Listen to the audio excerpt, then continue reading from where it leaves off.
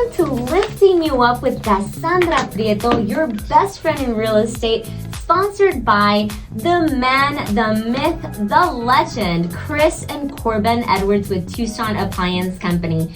We are super excited here with another guest this Saturday morning. This beautiful, wonderful December holiday spirit and feel. I don't know about you guys, but it's getting chilly out there and Christmas is here. So we are really excited to be here with you today. And my guest today is Juan J.D. Delgado. ¿Cómo estás? Bien, ¿usted?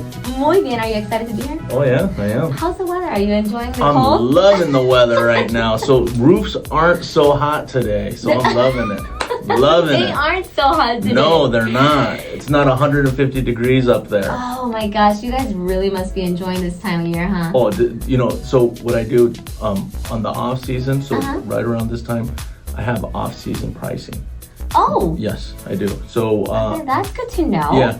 So during peak season, it's like 150 degrees up on the roof.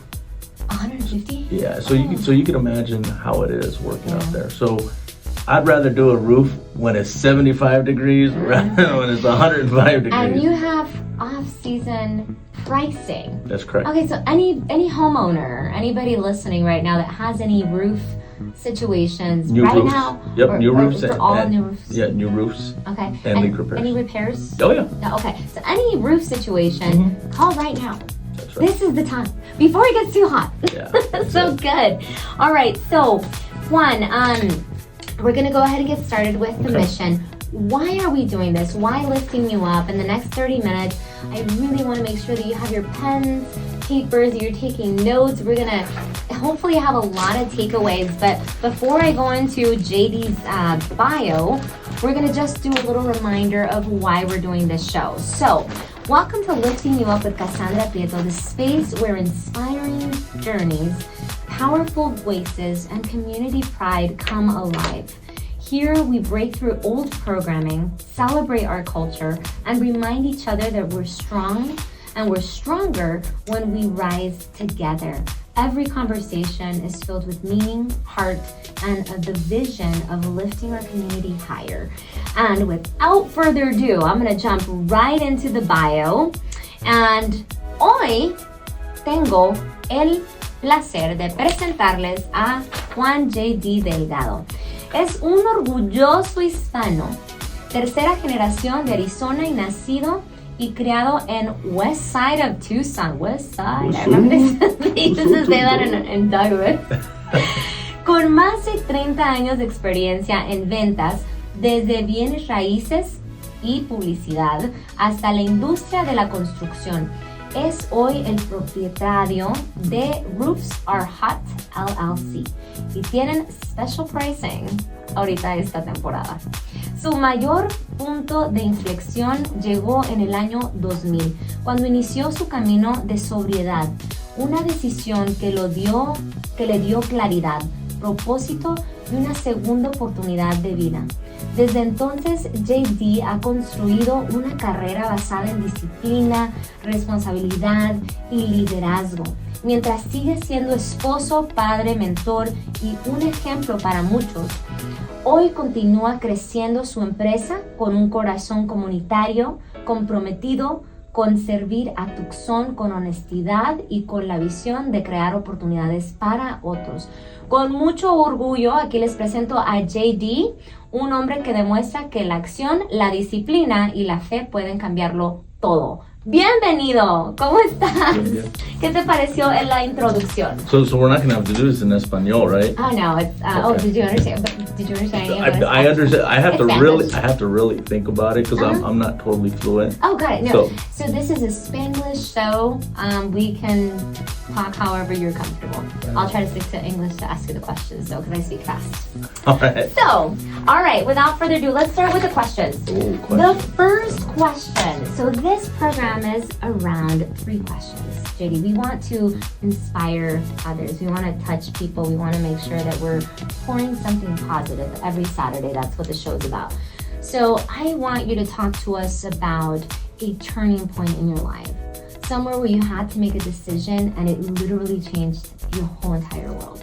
Well, gosh, I've actually had a couple turning points in my life. Yeah, I'm So, sure you have.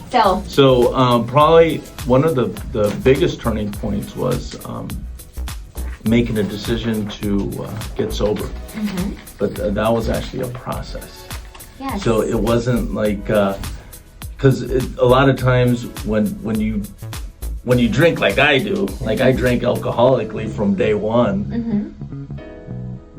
When you come to that point in your life and you say, yeah, I think I have a problem. I mean, the stuff that I did and would do was just like the next day. It was like, what the hell was I thinking? What did I do? And then you swear off. You're like, oh, I'll never do that, or I'm gonna stop.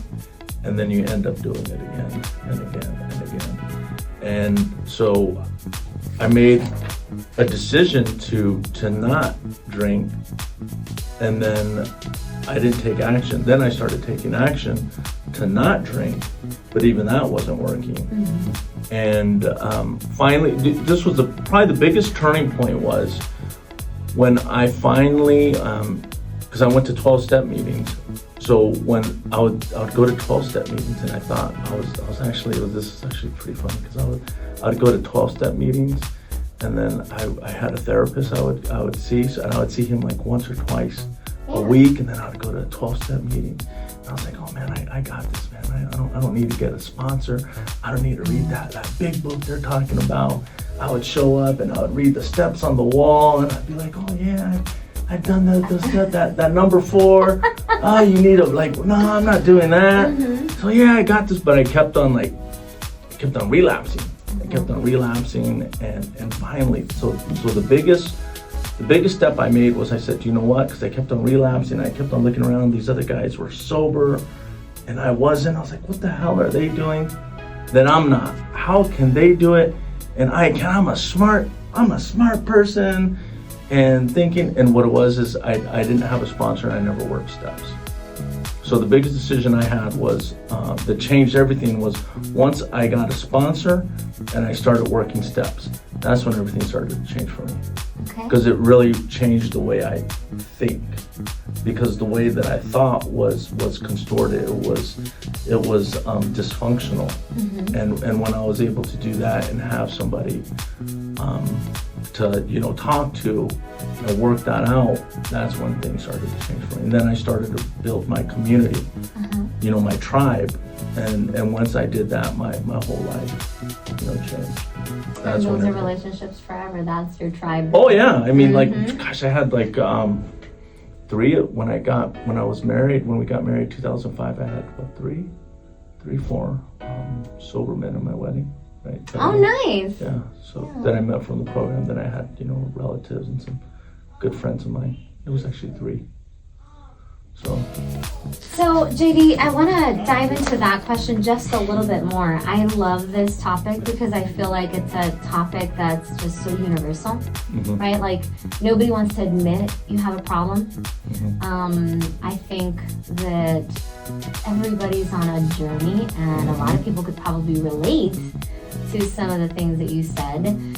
But for one, I think culture sometimes makes us think that we can kind of, we'll figure it out, right? But we have to fall over and over again until one day you decide that, okay, something has to change, and that's when you're ready.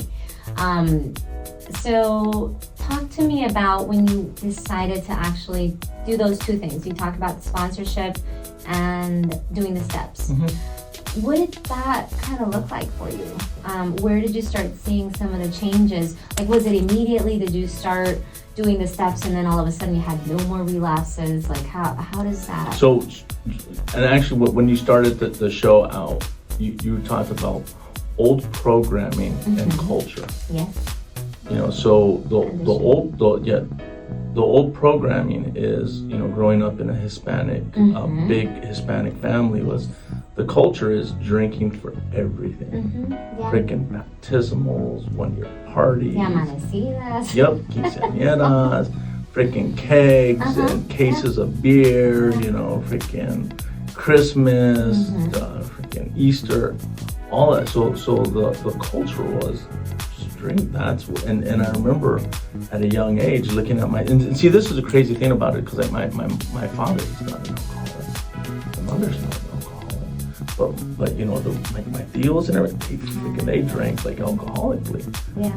And I looked up to them as you know, when you're around that, you know, you see your cousins and tios and this and that, and you're like, oh man. I want to be like them when they Yeah, grow up. exactly. Yeah, I mean, they're your mentors. Yep. You're like your idols. Yeah. So just growing up with that culture and that programming that, you know, it's acceptable. It's normal. Yeah, it's normal. It is. It's normal. It's like, hey, that's how It's we actually unnormal and weird when you don't, right? Like they've normalized it so much that you're kind of the outsider if you're not part of that. Oh yeah. Right? I totally, like, when I stopped, it was like you have to change people, places, and things, and sometimes you get ridiculed too. Like a lot of my old friends that I had back then, you know, it's just like we didn't have anything, we didn't have that in common anymore. So it's like, what do we have in common? Well, it's not that. So it's like, what is it? Well, and that's the reason why you gotta build your community or your tribe. So to answer your question, so the question was, seeing the changes? Is that How soon do you see? And again, for everybody listening, I think to a degree everybody has a version of it, but I think that it would be nice to know, like, most people are like, okay, do I go to a meeting and then everything changes? Do I have to go for a while? Do I have to do the steps? So from your personal perspective, doing those two things, did that change everything immediately, or was it still a process? So this was my personal opinion is, you have to do something. If you do nothing, you get nothing. And what works for me may not work for you or for somebody else. But if you do nothing, you're gonna get nothing. So it's all about the action that you put in. You know, it is. So if I think about it and I don't do anything about it, then it's just like, you know, hey, I want to lose weight. I want to, you know, freaking gain a bunch of muscle mass. Well, you ain't gonna do it by freaking just sitting on the couch and looking at. You gotta freaking go to the gym, get a personal trainer, and you gotta do the deal. You gotta eat right. You gotta, you know, work out, get sleep, and do it. So for me, I had to do 90 meetings in 90 days. And that's what I had to do. I had to put in the work. So and this was a big changing point for me. I had to put at least half of the energy I put into my drinking and using into my sobriety. And that's when it all changed. So when I was able to do that, so if because when I went out drinking, it wasn't just for freaking 2 hours. It was like, I would go on binges. I mean, sometimes 1 day, sometimes 3 days. And one time, I think it was like 5-6 days. You know, so I had to put that energy into my sobriety. And once I was able to say, if I just put half of that energy in, imagine what would happen. And I want to dive into the second question, but I have one more question for you. Yeah, go ahead. I think this is such a beautiful topic for people to hear. I truly do. But what are some of the things that you, outside or aside from that, right, putting in the time, you said half the time into actual action, right, and going and getting a sponsor and doing the steps, is there something that you found outside of that was helpful? I mean, some people talk about meditation, some people talk about yoga. You find a community of people that are sober and they tend to do a lot of different things. Is there something else that you were able to grip onto to truly like help you? Service work. Yeah, at least the beginning, because that's the most difficult. Helping others. Helping others. Service work, helping others. You know, service work, helping others. Service work. And something specific or just in everything you could? That was working with other men that had, you know, problems that were looking to get sober. So working with them, but doing community service work too. That was with the the most community. meaningful. So get this. So my brother, he's what we would call like a normie. So he's just one of these guys who just does good things just because he's just that way. Like he does. What did you call him? What? They call it a normie. Normie. Yeah, okay. Normie. I've never heard it. But he has his own thing. I call him an endurance junkie because he's like one of these guys who runs these freaking 100-mile like marathons and stuff. Whatever. Like not even a marathon, 100 miles. Like who the heck runs 100 miles? He does. But when I was out there, I remember he would always tell me, you gotta do service work. You should do service work. It'll make you feel good and this and that. And I remember when I got sober, I started doing service work, and I felt so good. It made me feel so good about it. And I almost felt guilty. Oh, because you were feeling conditioning. Isn't that crazy? It's like I felt so good about doing it. How could I feel so good about something I should feel guilty or shameful? Well, it's like doing service for that's like I shouldn't do. But it's weird though, isn't it? The programming. The programming that we have. Mm-hmm. But we're taught we can't feel too good about anything. No. Right? Like when we're little, I think it's a Hispanic cultural thing, but we can't either be too excited or be too trusting or be too or we're not supposed to feel all that great because things go wrong. There's so much negativity right around what life should look like or how we're supposed to struggle, and then all of a sudden something really big or good happens to us, and it's almost like guilty for us to be able to embrace and accept that. And I think that's a self-sabotage a lot. Absolutely. That's a lot of self-sabotage, and I still do that to this day. Oh yeah. I mean, my self-sabotage is like, wow, it's like I just need to get the heck out of the way and just not mess it up. Just move out of the way and just let it happen. You know it, and now you take action. At least maybe reminding yourself, but we learn to unwire that conditioning sometimes. But okay, second question. JD, what did JD learn about JD through these steps and these processes that you put in place that you had no idea that you had in you?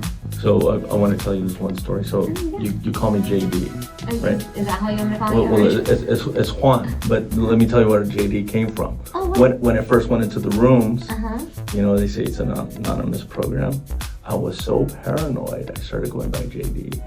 Really? Oh yeah. I was so paranoid. I was like, I don't want these people to know who I am. I'm like, my name is, they said anonymous, so I'm like, I'm JD. And then before you know it, it just freaking stuck. It just stuck. I mean, everybody knows you by that. I know, but it's so funny. Well, it's so funny because when I got married, all my familia and friends, and I remember there was this one gal that I know. She's sober, but she was from the barrio. And, she knew my tia from the barrio. And she's like, they looked, who do you know? JD. And they're, who's looking at like, who's JD? Like, how the tias look at you like, what are you talking about? Yeah, look, who's JD? Who's JD? JD. And they're like, who's that? And it was me. So, Tú solito te lo podas. Yeah, it was just hilarious.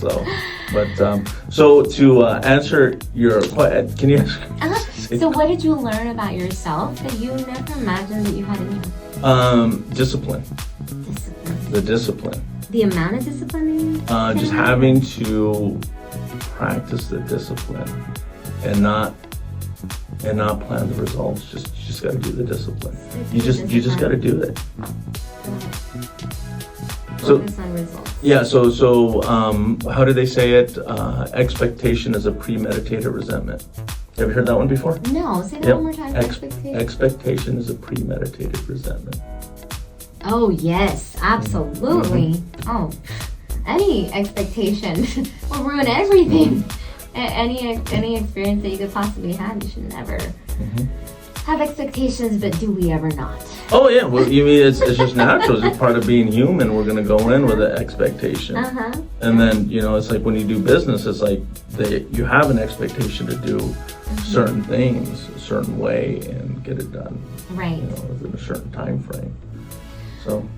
I love this conversation, and I like to do a little reflecting every time that we answer the questions. So as far as our listeners, I hope that you're really enjoying this. I think that a lot of us go through, when we're talking about conditioning and programming early on, we have normalized so many different things. And I think it's powerful when a grown man, a grown woman can get to a point where you challenge that conditioning, right, of your upbringing. And I mean, we know Andres has shared his story, and I really love listening to people choosing their own, right, and redrafting or paving a new path, not just for others to be able to be a part of it, but also for the next generations to come, because that is what happens when you interrupt the cycle, right? We're talking about generations after generations after generations. So if anybody's listening and you've been thinking about, is this something that bothers me? Is this something I'm unhappy with? My grandmother was a huge advocate for the AA meetings. I mean, I feel like since I was little, before I could drink, she was like, go to AA meetings, but like it was all her family, right? And she was a social drinker, but all the kids, all everything. So she went to AA all her life, and she loved those meetings. And I will say that I've been to my share of them, and I absolutely love them. I think there's a place to be able to share vulnerability where you feel like you don't have to feel like you don't belong. Everybody's welcoming, and whether it's you or someone that you have as a family member, those meetings they're just wonderful. They make you feel right at home. So if you've been thinking about it, give it a shot. There's so many resources online. I mean, you could literally go on there without a video and just sit on a meeting. So good for you, JD. Juan Delgado. Should I go by the other one? Last question for you. Okay. The last question is, if somebody's listening right now, okay, and maybe they're at the beginning of where you were at before you started your transition and this process, what would you have to say to them? Do something. Do something. I mean, like I said, it's all about the action. You just have to just do it and plan the results, and ask for help.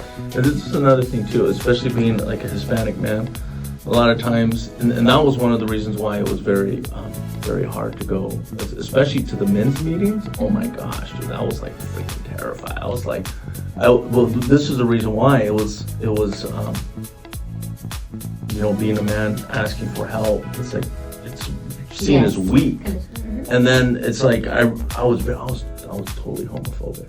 Like I remember going, oh yeah, oh man, I remember going in and then I would see them hugging. I was like, what the hell's going on here? Oh my god, I was conditioning. Like, yeah, I was like, what the hell's going on here?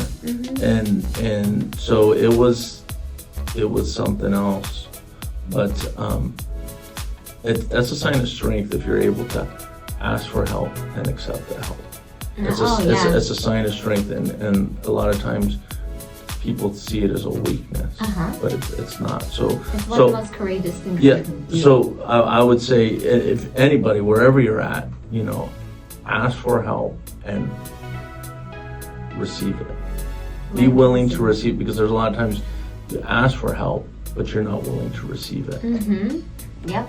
So that would be the one thing that I would say is, getting on your path or your journey is ask for help and be willing to receive. Be willing to receive it.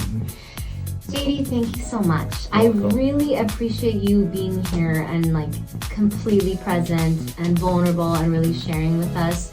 I always appreciate when someone can do that, and especially Hispanics. And especially big men like you, right? Like, we're supposed to be machos, and I really have an appreciation for that, because I didn't grow up with that, right? So I do have a lot of respect for a man that could be vulnerable, for a man that could ask for help, receive, right? Because that is not something that you were ever taught, or probably ever even around when you were growing up. I wasn't. Nobody was trying to be weak.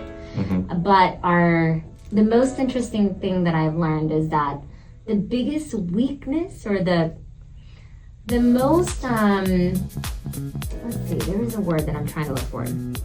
The most cowardly thing that you can do is nothing or not ask for help, right? And the most courageous thing that you could do, lo que te cuesta, right? Something que te va, is to ask for help or to say something. The easiest thing is just not to do anything. And that has no respect, right? That's the easiest thing to do. So thank you for sharing. I really, really appreciate you being here. I hope everybody had a lot of takeaways. If you came in on here like halfway through the show, make sure that you find me on YouTube, and the replay will be there by the beginning of 2026, because we're almost at the end of the year. So can you believe it? 2026, everybody, thank you so much for being here with us on Lifting You Up with Kasandra Prieto, your best friend in real estate, sponsored by Tucson Appliance Company for all your appliance needs. Big shout out to Tucson Appliance for having this platform. We've been here for about 7 months, and just the amount of stories and the amount of vulnerability, the amount of programming when it comes to Hispanic cultural conditioning and programming is incredible. And I hope that every Saturday morning at 9:30 on 92.5 FM, when you're tuning into La Urbana, you're getting takeaways, because these people are local people here. They're real stories, and they're really pouring their hearts. And really what we want to do is make a little bit of a difference. If it touches one person, that's all that matters. So thank you so much for tuning in with us. We are hoping that you have a wonderful, wonderful New Year's. Do you have any plans for the New Year? You and your family? Your family, and then we're going to go to Portal on January 1st. Yeah, January 1st. Okay, so where are you going to be here on the 31st? 31st? Uh-huh. I'll be here in Tucson. You'll be here in Tucson, okay, and then you're going afterwards. Yeah. Afterwards. Okay, so also just about your roofing company. So if somebody's looking for a roofing company, whether you're looking for a quote on a brand new roof, or you have any repairs, at any time of the year you can call, but this is the best time because they have the best prices. How can they get in touch with you? 520-314-7774, 520-314-7774, or you can go online to roofsarehot.com. That's roofs, all spelled out, arehot.com. .com. That's it. Así que ya escucharon, amigos. And do you have a Spanish speaker to answer the phone when they call? Actually, I don't. You don't? No. What if they call? What? Maybe. I'll just still say it in Spanish. Oh, yes, in español. En español. Bueno, amigos, si usted está buscando un techo, tiene un problema, no importa cuándo en el año, le puede marcar a JD. Este número es 520-314-7774. 520-314-7774, y recuerden que ahorita tiene especiales en los precios. ¿Por qué? Porque no está tan calientito allá en el techo. Entonces, si usted tiene algún problemita o quiere un techo nuevo, márquele. Espero que hayan disfrutado de esta conversación. Lo más importante, y yo creo que lo que más a mí me interesó, que me llegó, es: si nosotros tenemos un problema, no importa cuál, hay que siempre tratar de pedir ayuda, hay que buscar los recursos, siempre podemos hacer algo, y que sea la vida tuya la que quieres vivir, no la que te dieron o con la que te acostumbraste cuando estábamos chiquitos. Y bueno, les deseo un feliz año nuevo, increíble. Espero que hayan disfrutado todo este año de puros mensajes positivos. Y I'm just saying, Happy New Year. I'm so happy that everybody's been listening. I hope that you've enjoyed all the different talks that we've had since the beginning of the year. I hope that you have taken away a lot this year. And from Kasandra Prieto, your best friend in real estate, and Tucson Appliance, Chris and Corbin Edwards, and from the bottom of our hearts, we thank you for being here. JD, thank you so much for being here. And we will see you guys next Saturday, 9:30 on 92.5 FM, La Urbana. I know. You got 20 seconds? You want to talk about that? It sounds like you got a rat in the wall over here. I was like, what's going on over here? I hear them. I'm like, whoa, something's in the wall. Really? When? I know, you didn't hear it? This Oh, it's that guy. no, there's something right over here. I didn't hear that. No. You trying to say I'm hearing things now? I think so. No. I don't know about all that, JD. No. I heard it. You got something back there. I don't know what's going on. No, I didn't. Really? Yeah. I thought you said you saw one. No, I I was heard. Like, what? I would have heard. yelled. Oh no, I heard. You heard a rat. Well, no, I don't hear it, but it sounds like it. You It sounds like a rat. you hear something. It's probably him. Yeah. This guy over here. JD, thank you.